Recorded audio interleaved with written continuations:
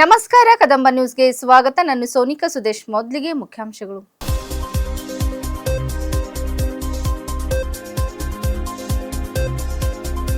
ಸಂಸದ ಸಾಗರ್ ಖಂಡ್ರೆ ಅವರಿಂದ ಐಕ್ಯ ಮಂಟಪ ಉದ್ಘಾಟನೆ.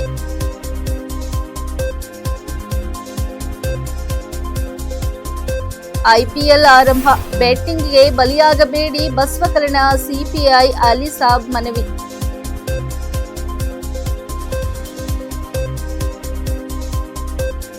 ಎಸ್ಎಸ್ಎಲ್ಸಿ ಅಂಕಪಟ್ಟಿಯಿಂದ ಹಿಂದಿ ಹೊರಕ್ಕೆ ತೀವ್ರ ಖಂಡನೆ.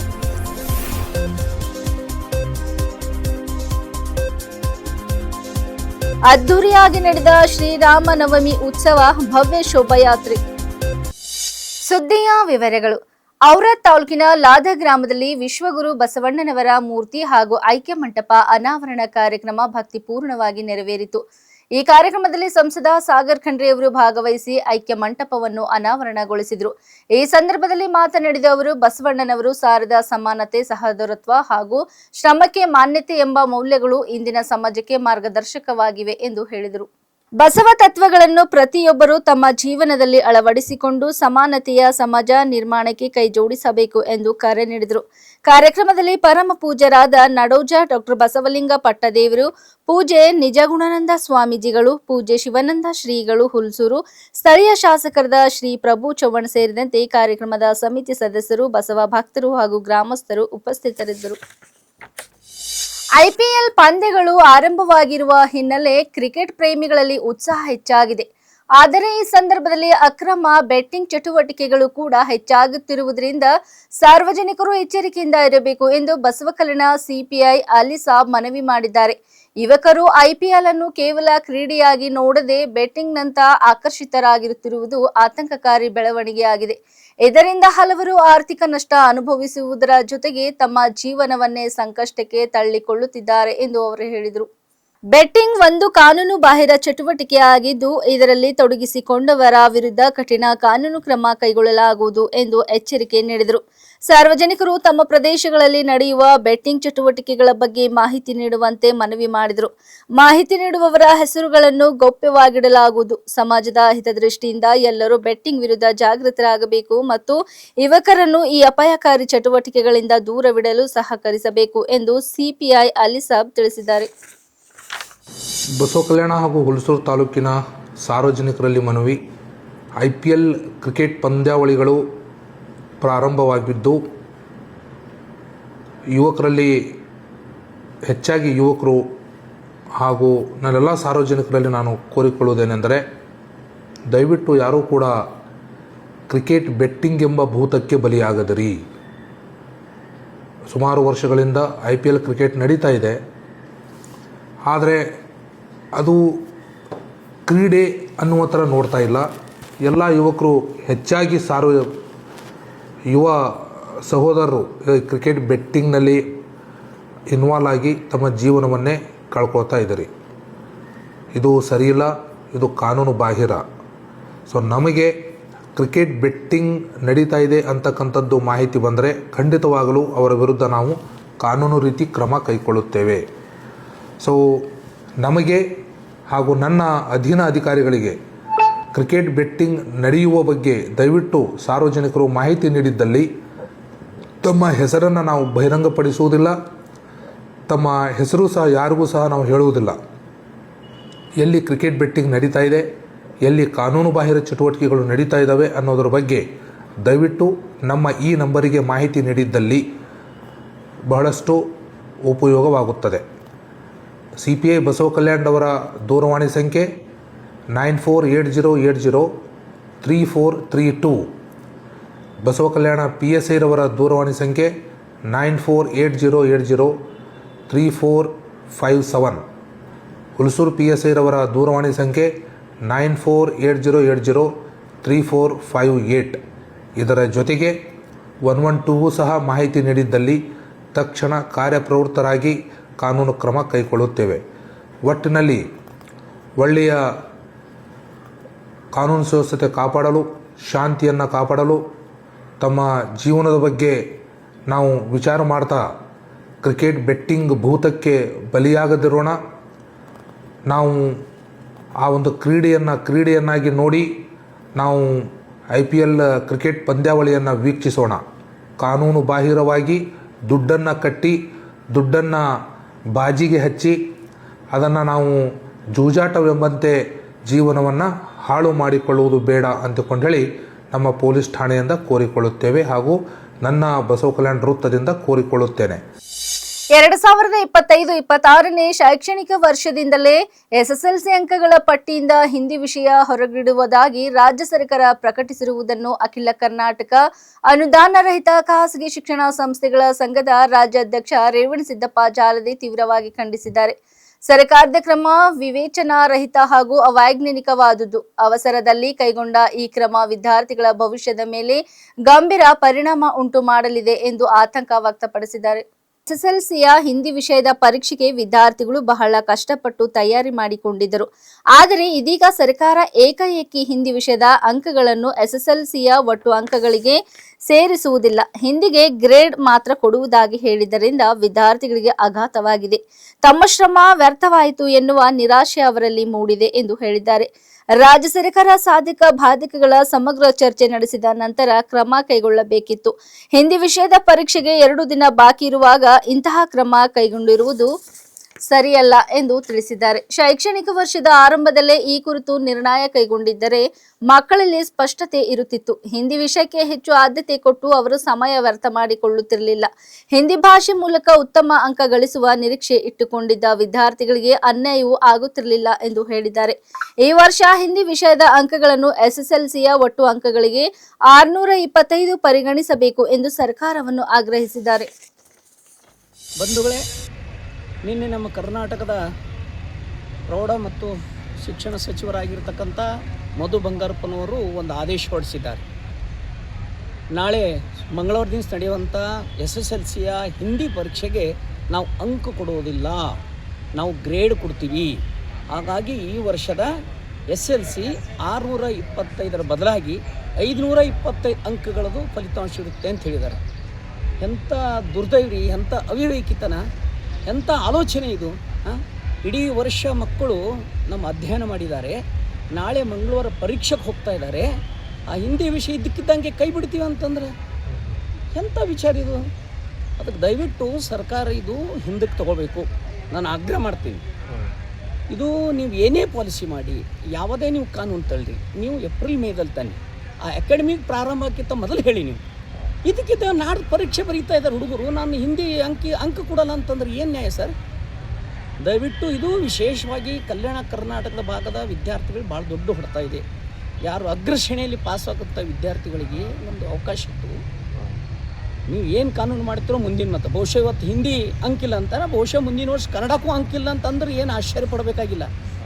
ಹಾಗಾಗಿ ಈ ಸರ್ಕಾರ ಏನು ಆತುರದಿಂದ ನಿನ್ನೆ ಏನು ಆದೇಶ ಮಾಡಿದ್ದಾರೆ, ದಯವಿಟ್ಟು ಆಫೀಸ್ ತೊಗೊಳ್ಬೇಕು. ಈ ವರ್ಷ ಈಗಾಗಲೇ 4 ಪರೀಕ್ಷೆಗಳು ಮುಗಿದಿವೆ. ನಾಳೆ ಈ 31 ಹಿಂದಿ ಪರೀಕ್ಷೆ ನಡೀತಾ ಇದೆ. ಆ ಪರೀಕ್ಷೆಗೆ ನಾನು ನಡೆಯುವಾಗಲೇ ನಾವು ಅಂಕ ಕೊಡಲ್ಲ, ಕೇವಲ ಗ್ರೇಡ ಕೊಡ್ತೀನಿ ಅಂತ ಈಗ ಮೂರ್ಖತನದ ಕೆಲಸ. ಶಿಕ್ಷಣ ಸಚಿವರು ಇದು ಗಂಭೀರತೆ ತಗೋಬೇಕು. ನಮ್ಮ ಮಕ್ಕಳಿಗೆ ಅನ್ಯಾಯ ಮಾಡಬಾರ್ದು. ನೀವು ಮುಂದಿನ ವರ್ಷ ಮಾಡಿ, ಈ ವರ್ಷ ಹೇಳ್ಬಿಡಿ, ಅವ್ರು ಆರಾಮಾಗಿರ್ತಾರೆ. ಆದರೆ ಇದ್ದಕ್ಕಿದ್ದಂಗೆ ಎಲ್ಲ ತಯಾರಿ ಮಾಡಿ ಮಕ್ಕಳು ಪರೀಕ್ಷೆ ಬರೆಯುವಂಥ ಸಂದರ್ಭದಲ್ಲಿ ನಾವು ಹಿಂದಿ ಅಂಕ ಕೊಡಲ್ಲ ಅಂತಕ್ಕಂಥ ಇದು ಒಂದು ವಿಚಿತ್ರವಾದಂಥ ನಿರ್ಧಾರ. ಈ ನಿರ್ಧಾರ ಕೈ ಬಿಡಬೇಕಂತ ನಾವು ವಿನಂತಿ ಮಾಡ್ಕೊಡ್ತೀವಿ. ಈಗಾಗಲೇ ನಾನು ಮುಖ್ಯಮಂತ್ರಿ ಮತ್ತು ಶಿಕ್ಷಣ ಸಚಿವ ಪತ್ರ ಕೂಡ ಬರೆದಿದ್ವಿ. ದಯವಿಟ್ಟು ತರಾತುರಿಯಲ್ಲಿ ಯಾವುದೂ ಶಿಕ್ಷಣ ಮೇಲೆ ಕ್ರಮ ಕೈಗೊಳ್ಳಬೇಡಿ. ನಿಮಗೆ ಕನ್ನಡ ಶಾಲೆನೂ ಉಳ್ಸೋಕ್ಕಾಗ್ತಾಯಿಲ್ಲ, ಇಲ್ಲಿ ಮೇಲೆ ಹಿಂದಿ ಏನಪ್ಪ ಅಂತಂದ್ರೆ ಅದು ಕೂಡ ನೀವು ತರಾತುರಿಯಲ್ಲಿ ಏನಪ್ಪ ಅಂಕ ಕೊಡಲ್ಲ ಅಂತ ಹೇಳ್ತೀರಿ. ಏನು ನಡೀತಾ ಇದೆ ಇಲ್ಲಿ ಕರ್ನಾಟಕದಾಗ? ದಯವಿಟ್ಟು ಇದು ಕೇವಲ ಶಿಕ್ಷಕರು ವಿದ್ಯಾರ್ಥಿಗಳು ಅಷ್ಟಲ್ಲಿ ಜನಾಂದೋಲನಾಗಿ ಹೊರಗೆ ಬರಬೇಕಿದು. ಇಲ್ಲ ಅಂತಂದರೆ ಈ ಸರ್ಕಾರ ಇನ್ನೂ 2 ವರ್ಷದಲ್ಲಿ ಪೂರಾ ಶಿಕ್ಷಣ ಕ್ಷೇತ್ರವೇ ಸತ್ಯನಾಶ ಮಾಡುತ್ತೆ. ಅದು ವಿಚಿತ್ರವಾದಂಥ ನಿರ್ಧಾರ ತೆಗೆದುಕೊಳ್ತಾರೆ. ಹಿಂದೂ ಇಲ್ಲ ಮುಂದೂ ಇಲ್ಲ. ಯಾರೋ ಒಂದು 4 ಜನ ಸಂಘಟನೆ ಬಂದು ಮನವಿ ಸೋಡಿದ ತಕ್ಷಣ ಇಷ್ಟೊಂದು ಗಂಭೀರವಾದಂಥ ಏನು ಚರ್ಚೆ ಆಗಿದೆ, ಏನು ನಿರ್ಣಯ ಆಗಿದೆ? ಸದನದಲ್ಲಿ ಯಾರಾದರೂ ಕಾಯ್ದೆ ಪಾಸ್ ಮಾಡಿದ್ದೀರಾ ನೀವು? ಇದ್ದಕ್ಕಿದ್ದಾಗೆ ನಿರ್ಧಾರ ತೊಗೊಳ್ತೀರಿ ನೀವು. 2 ದಿನ ಎಕ್ಸಾಮ್ ಇರ್ಲಕ್ಕಾಗಿ ಮಕ್ಕಳ ಮೇಲೆ ಏನು ಪ್ರಭಾವ ಬೀಳುತ್ತೆ ಅಂತಕ್ಕಂಥ ಒಂದು ಸಾಮಾನ್ಯ ಜ್ಞಾನ ಇಲ್ಲಲ್ರಿ ಶಿಕ್ಷಣ ಸಚಿವರಿಗೆ. ಮಕ್ಕಳಿಗೆ ಯಾವ ರೀತಿ ಹೊಡ್ತಾ ಬೀಳುತ್ತೆ ಸರ್? ಇದು ಒಂದು ನಮ್ಮ ಮಕ್ಕಳು ಅಗ್ರಶ್ರೇಣಿಯಲ್ಲಿ ಪಾಸ್ ಆಗಕ್ಕೆ ಇದು ಭಾಳ ಚೆನ್ನಾಗಿತ್ತು. ನಮ್ಮ ಭಾಗದ ಹೈದರಾಬಾದ್ ಕರ್ನಾಟಕ ಕಲ್ಯಾಣಕರ ಮಕ್ಕಳು ಹಿಂದಿ ಭಾಳ ಸರಳವಾಗಿ ಬರೀತಾರೆ, ಚೆನ್ನಾಗಿ ಬರೀತಾರೆ.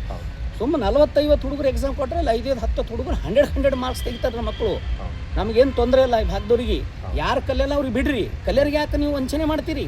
ಹಾಂ, ಇದು ಮತ್ತೆ ನಮಗೀಗ ಗ್ರೇಡದಲ್ಲಿ ನಮ್ಗೆ ಸಮಸ್ಯೆ ಆಗ್ತಾನೆ. ಇದು ನಮಗೆ ಮಕ್ಕಳು ಅಗ್ರಶ್ರೇಣಿಯಲ್ಲಿ ಪಾಸ್ ಆಗಕ್ಕೆ ನಮಗೆ ತೊಂದರೆ ಆಗುತ್ತೆ. ಇದು ನಾವು ಹಿಂದಕ್ಕೆ ಹೋಗ್ಬೇಕಾಗ್ತದೆ. ಮಕ್ಕಳಿಗೆ ಗ್ರೇಡ್ ಆಗಲ್ಲ ಸರ್. 625 ಅಂಕ ಪರಿಗಣನೆ ಮಾಡಬೇಕು.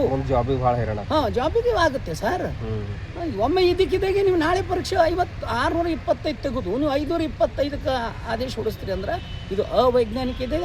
ಇದು ಎಲ್ಲ ಮಾರಕವಾದಂಥ ಇದು ವಿದ್ಯಾರ್ಥಿಗಳಿಗೆ. ನೀವು ಏನು ಮಾಡ್ತೀರಿ ಮುಂದೆ 1 ವರ್ಷ ಮೊದಲೇ ಹೇಳಿ ಸರ್. ಯಾವುದಾದ್ರೂ ಒಂದು ಕಾಯ್ದೆ ಇದೆ, ನೀವು ಏನು ಮಾಡೋಕೆ ಇವತ್ತು ಪಠ್ಯ ಪುಸ್ತಕ ಬದಲಾವಣೆ ಮಾಡಬೇಕಾದ್ರೂ 2 ವರ್ಷ ಮೊದಲೇ ಯೋಜನೆ ಮಾಡಿ. ಮುಂದಿನ ವರ್ಷ ಈ ಪಠ್ಯ ಪುಸ್ತಕ ಬದಲಾವಣೆ ಆಗುತ್ತೆ, ಈ ಕ್ಲಾಸ್ ತರಗತಿ ಬದಲಾವಣೆ ಆಗುತ್ತೆ ಅಂತ 1 ವರ್ಷ 2 ವರ್ಷ ಮೊದಲೇ ಹೇಳ್ತಾರೆ. ಅದು ಬಿಟ್ಕೊಟ್ಟು 2 ದಿನ ಪರೀಕ್ಷೆ ಇರುವಾಗ ಒಂದು ವೇಳೆ ಈ ಥರ ತರತುರಿಯಲ್ಲಿ ನಿರ್ಧಾರ ತೊಗೊಂಡಿದ್ದಾರಲ್ಲ, ಇದು ಭಾಳ ಅವೈಜ್ಞಾನಿಕ ಇದೆ, ಮಕ್ಕಳ ಮೇಲೆ ಭಾಳ ಮಾರಕ ಇದೆ. ಇದು ವಿಶೇಷವಾಗಿ ಕಲ್ಯಾಣ ಕರ್ನಾಟಕ ಮ್ಯಾಗಂತೂ ಈ ಫಲಿತಾಂಶ ಮೇಲೆ ಭಾಳ ಗಂಭೀರ ಪರಿಣಾಮ ಬೀಳುತ್ತೆ. ದಯವಿಟ್ಟು ಸರ್ಕಾರ ಇನ್ನೂ ಸಮಯ ಇದೆ, ಅವ್ರ ಪರೀಕ್ಷೆ ಬರೀತಾರೆ, ಮಕ್ಕಳು ಚೆನ್ನಾಗಿ ಓದಿದ್ದಾರೆ, ಅದಕ್ಕೆ ಅಂಕಗಳನ್ನು ಕೊಡಬೇಕಂತ ನಮ್ಮ ಅಖಿಲ ಕರ್ನಾಟಕ ಅನುದಾನ ರಹಿತ ಖಾಸಗಿ ಶಿಕ್ಷಣ ಸಂಸ್ಥೆ ಆಗ್ರಹಿಸಿದೆ. ಭಾಲ್ಕಿ ಪಟ್ಟಣದಲ್ಲಿ ವಿಶ್ವ ಹಿಂದೂ ಪರಿಷತ್ ಹಾಗೂ ಬಜರಂಗದಳ ವತಿಯಿಂದ ಶ್ರೀರಾಮನವಮಿ ಉತ್ಸವವು ಅದ್ದೂರಿಯಾಗಿ ಹಾಗೂ ಭಕ್ತಿಭಾವದಿಂದ ನಡೆಯಿತು. ಹಳೆ ಪಟ್ಟಣದ ವಿಠಲ ಮಂದಿರ ಆವರಣದಿಂದ ಭವ್ಯ ಶೋಭಾಯಾತ್ರೆಗೆ ಚಾಲನೆ ನೀಡಲಾಯಿತು. ಶ್ರೀರಾಮ ಪ್ರಭುವಿನ ಬೃಹತ್ ಮೂರ್ತಿಯ ಭವ್ಯ ಮೆರವಣಿಗೆಯಲ್ಲಿ ಹನುಮನ ಮತ್ತು ನರಸಿಂಹದೇವರ ವೇಷಭೂಷಣ ಭಕ್ತರ ಗಮನ ಸೆಳೆಯುವಂತಿದ್ದವು. ವಿವಿಧ ಕಲಾ ತಂಡಗಳು ತಮ್ಮ ಮನಮೋಹಕ ಪ್ರದರ್ಶನಗಳ ಮೂಲಕ ಮೆರವಣಿಗೆಗೆ ವಿಶೇಷ ಮೆರುಗು ನೀಡಿದವು. ನೂರಾರು ಸಂಖ್ಯೆಯಲ್ಲಿ ಸೇರಿದ ಶ್ರೀರಾಮನ ಭಕ್ತರು, ಯುವಕರು, ಮಾತೃಶಕ್ತಿಯ ಮಾತೆಯರು ಡಿಜೆ ಸೌಂಡ್ಗೆ ಹೆಜ್ಜೆ ಹಾಕಿ ಸಂಭ್ರಮಿಸಿದರು. ಪಟ್ಟಣದ ಪ್ರಮುಖ ಬೀದಿಗಳು ಹಾಗೂ ವೃತ್ತಗಳ ಮೂಲಕ ಸಾಗಿದ ಶೋಭಾಯಾತ್ರೆ ಮಹಾತ್ಮ ಗಾಂಧಿ ವೃತ್ತದಲ್ಲಿ ಸಮಾಪ್ತಿಯಾಯಿತು.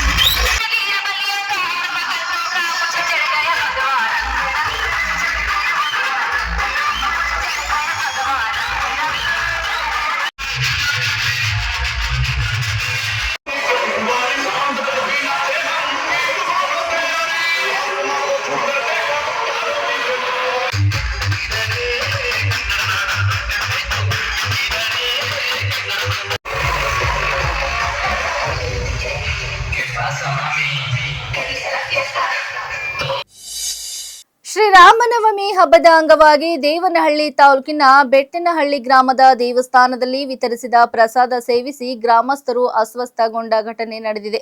ಪ್ರಸಾದ ಸೇವಿಸಿ ತೀವ್ರವಾಗಿ ಅಸ್ತವ್ಯಸ್ತಗೊಂಡವರನ್ನು ಅರದೇಶನಹಳ್ಳಿ ಪ್ರಾಥಮಿಕ ಆರೋಗ್ಯ ಕೇಂದ್ರ ಮತ್ತು ಖಾಸಗಿ ಆಸ್ಪತ್ರೆಗೆ ದಾಖಲಿಸಲಾಗಿದ್ದು 200ಕ್ಕೂ ಹೆಚ್ಚು ಮಂದಿ ಚಿಕಿತ್ಸೆ ಪಡೆದಿದ್ದಾರೆ. ಬಹುತೇಕರು ಚೇತರಿಸಿಕೊಂಡಿರುವುದಾಗಿ ತಿಳಿದು ಬಂದಿದೆ. ಆರೋಗ್ಯ ಇಲಾಖೆ ಸಿಬ್ಬಂದಿ ಗ್ರಾಮದಲ್ಲಿ ಬೀಡುಬಿಟ್ಟು ಆರೋಗ್ಯ ತಪಾಸಣೆ ಮಾಡುತ್ತಿದ್ದಾರೆ. ಜಿಲ್ಲಾ ಆರೋಗ್ಯಾಧಿಕಾರಿ ಲಕ್ಕಾ ಕೃಷ್ಣರೆಡ್ಡಿ ಆಸ್ಪತ್ರೆಗೆ ಭೇಟಿ ನೀಡಿ ಅಸ್ವಸ್ಥ ರೋಗಿಗಳನ್ನು ಭೇಟಿ ಮಾಡಿ ಆರೋಗ್ಯ ವಿಚಾರಿಸಿದ್ದಾರೆ. ಪ್ರಸಾದ ಸೇವಿಸಿದ ಕೆಲವು ಗ್ರಾಮಸ್ಥರಿಗೆ ಹೊಟ್ಟೆ ನೋವು, ವಾಂತಿ ಭೇದಿಯಾಗಿ ಕಾಣಿಸಿಕೊಂಡು ಅಸ್ವಸ್ಥರಾಗಿದ್ದರು. ಕೆಲವರು ಸ್ಥಳೀಯ ಖಾಸಗಿ ಆಸ್ಪತ್ರೆಗಳಿಗೆ ದಾಖಲಾಗಿ ಚಿಕಿತ್ಸೆ ಪಡೆಯುತ್ತಿದ್ದಾರೆ.